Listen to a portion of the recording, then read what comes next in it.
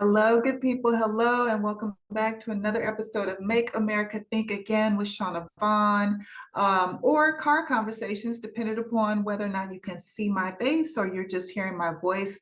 Welcome back to everyone who subscribes to the podcast or my channel here on YouTube.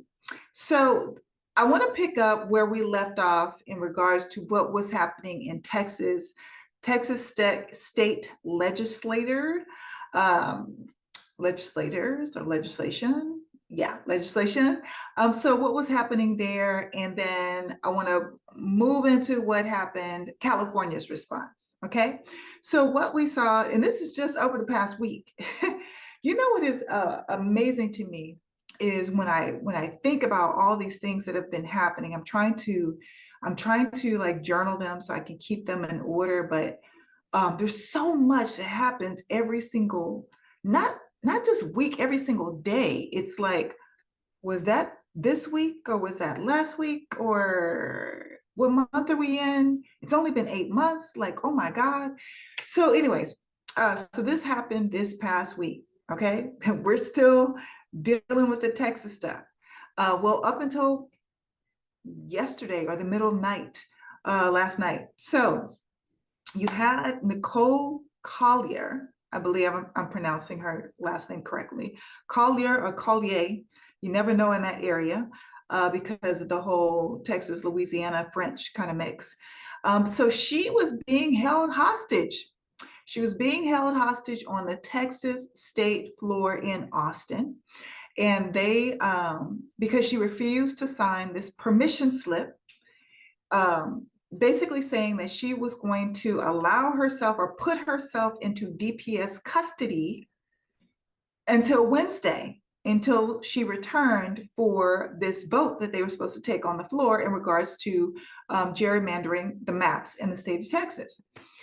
Well, some of the other Democrats who came back, there were some that did not come back. Ron Reynolds and Jalinda Jones are two that I can think of. I think there's a total of 3 or 4 that did not return. But those that did return, upon the guidance and request of their leader, Gene Wu, which leads me to question his leadership skills, but that's another conversation for another day. So they come back. Nicole Collier, she refuses to sign this permission slip. She's like, no, I didn't commit a crime and I'm a grown ass woman. I should be able to come and go as I please. I will show up here on Wednesday because I'm here today on Monday. And so they said, no, then you can't leave.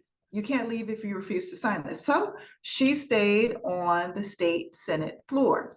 Now, on top of that, holding her hostage on the state Senate floor, they also were restricting who she could communicate with. Okay. So I personally had popped into a live. I saw Angela Rye. Most of you, at least my Black folks, y'all know who Angela Rye is. So I saw that she was doing a live and that she was bringing in Nicole Collier. So I jumped on that. So the reception was spotty. Like she kept going in and out. She couldn't actually connect. So we couldn't hear her speak, right? And so I was like, that's kind of interesting. I'm quite sure they conduct business on the Texas Senate floor all the time where they require technology. So that was kind of interesting. So I just made a note of it. Then if it wasn't the next day, it might have been within a couple of days. Nicole Collier was on a call or trying to be on a Zoom call with Cory Booker, Gavin Newsom, my governor, Gavin Newsom, and then also the new leader of the DNC. And she was in the lounge of the ladies' room that is still in the Texas House. Well, this person who has been assigned to her, this DPS person, actually comes in the restroom or the lounge of the ladies' restroom and says that she has to get off the call. And then they threatened her with a felony. They threatened to charge her with a felony for being on a call. So now, is there a law that they could actually enforce there? Hell no, I'm not aware of it. But that's what they threatened her with. So she jumped off the call. So we got to see all of this spread across social media. So not only were they holding her hostage, they were not allowing her to speak to anyone outside of the Texas Senate. Now there were like, I think 4 or 5 women, her colleagues that came and joined her on the last night that she was staying on the Senate floor. So conversation was being limited to anyone that was outside of the Texas state legislators. Okay.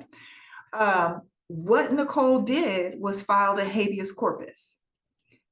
And y'all know I did a whole video about the habeas corpus and them trying to get rid of the habeas corpus. And here's a great example of why.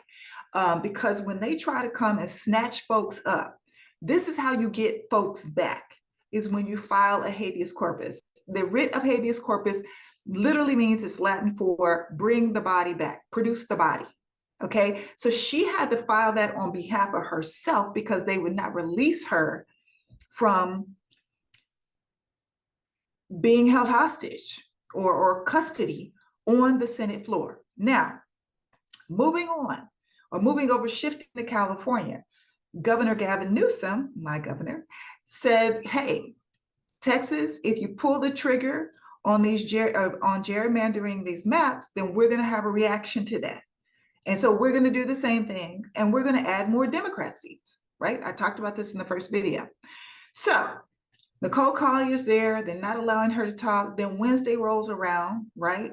They bring everybody back. They vote. It passes because they are significantly outnumbered by Republicans. I think there's like 80 plus Republicans and like 60 some odd Democrats in Texas state legislators.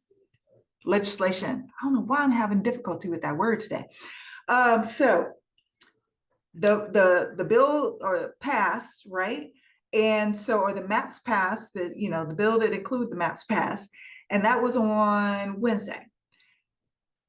And so it hasn't been signed by Greg Abbott yet. So then you come to California, and Gavin Newsom said, hey, we warned y'all, don't pass that bill. We were waiting on you.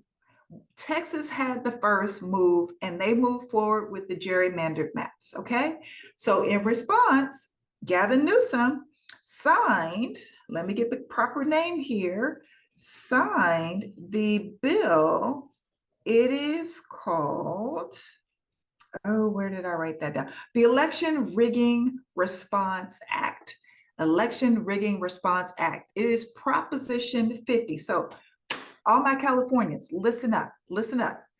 You must be registered to vote by October 20th to vote in this special election on November 4th.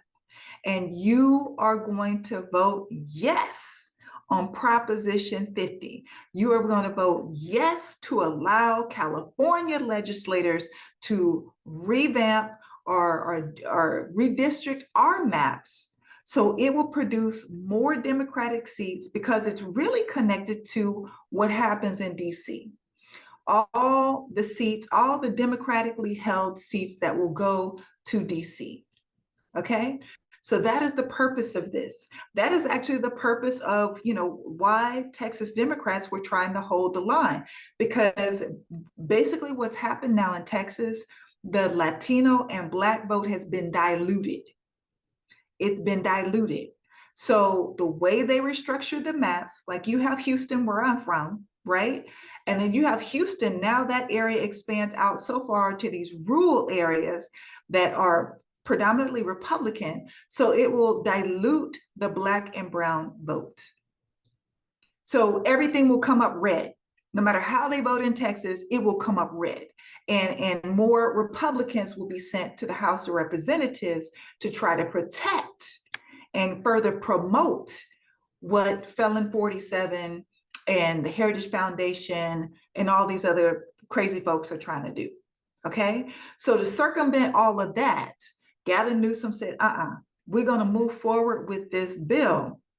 If Texas pulls the trigger, and Texas did, we're going to move forward with this bill, Proposition 50. But what we're going to do is allow the people to vote.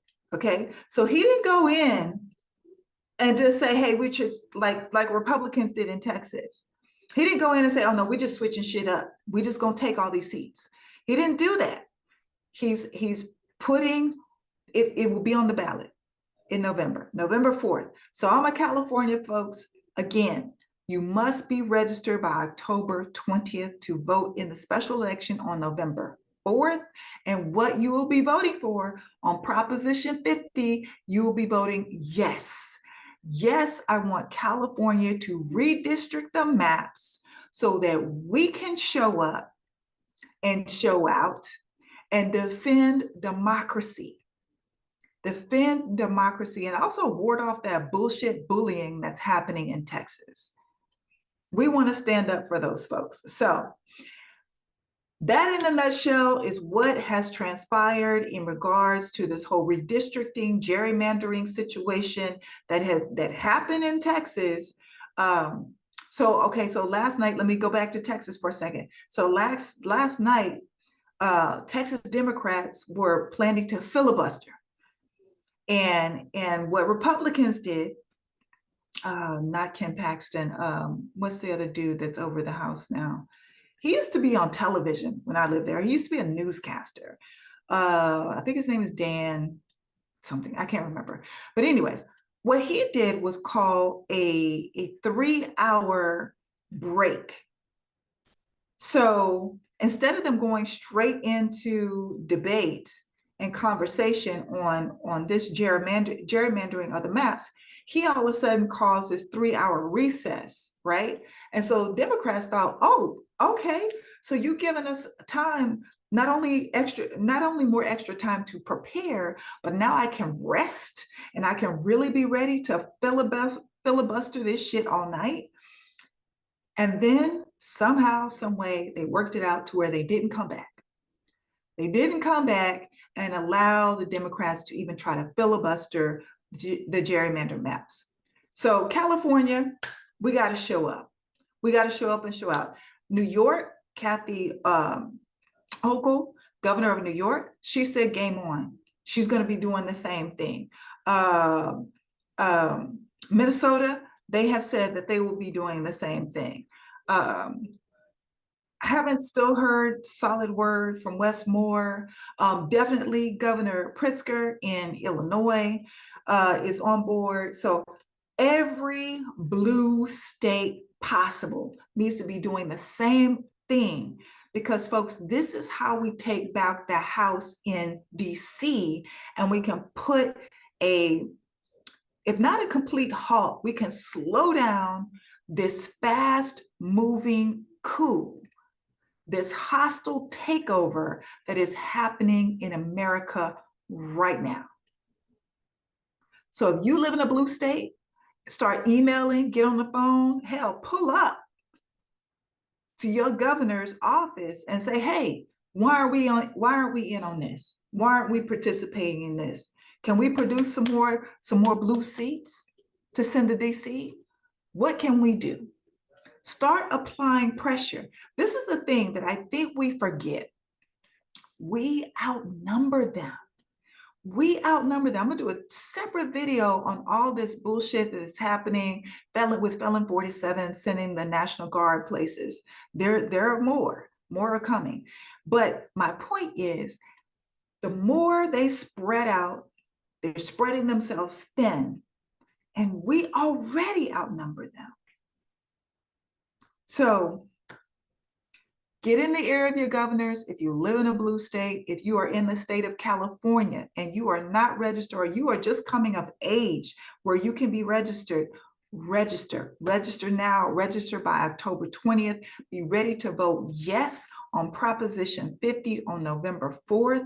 And no matter how whether you do mail-in ballot or you do one of the drop boxes, or you go in person, make sure you cast your vote for a yes to redistricting. Now, 2 other notes I want to make sure that you understand. This has been passed to the people. We, Californians, will decide in regards to redistricting. Texas has already pulled the trigger, so it's up to us to make the decision as to what we do here in California. There's no rescinding it now, unless Greg Abbott decides not to sign it and backs off, then we'll back off. But if that does not happen, we are going to move forward. And also, this will be in place for the 2028 election as well, because it will not be changed or restructured until the next census, which is 2030. Okay, just want to make sure y'all have all the details, all the facts and the details. All right, so I will talk to you all soon. Prop 50, California, be ready to vote, November 4th. Peace.